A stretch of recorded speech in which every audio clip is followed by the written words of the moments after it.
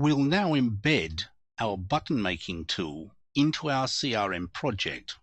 Not that we'd do that in real life, but it does demonstrate the process of embedding a tool into a project. First of all, open up your index script, because we know we'll have to put in a case statement at the end of our switch construct in index. And that's been done for us with the snippet tools template button tools into index. And it inserts a new case statement there with a revision notice that when the query string for content is tool buttons, we'll load the script or include the script tool_create button, which we created before.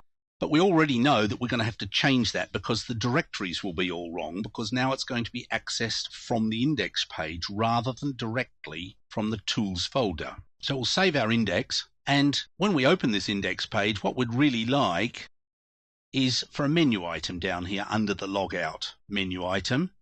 So we'll open up our CRM menu, TP CRM menu, and after the logout menu, paste in the snippet menu into CRM. And that pastes in a restricted menu item. So if the access level is greater than or equal to 99, that is administrator only, put in this word tools, and underneath that put in the menu item button tool, and it refers back to index with a content query string of tool buttons, which we just created in the index file. So we can save that. Now we are going to need to modify the function create button. So in a new code pane, paste that function and save it, or at least overwrite it in the includes folder. We should get an overwrite. Yes, overwrite that. And again in a query pane, do the same for the tool create button. But in this case, you need to save it in the tools folder. Double click on tools, save, and overwrite that. What have we done here? We've simply changed the directory patterns, because the font directory used to refer to /fonts.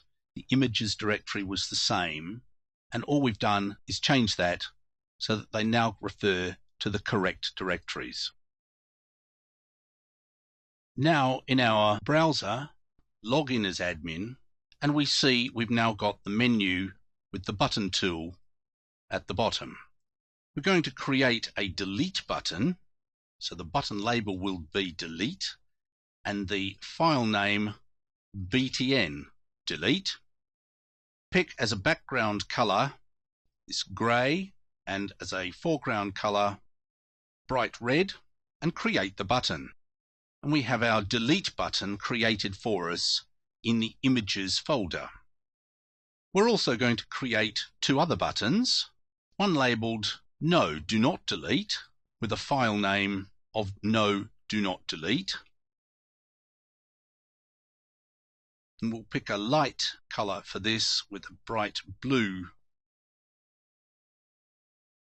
text. And finally, we'll have yes, delete record with a file name of delete record, the red and yellow text on a red background.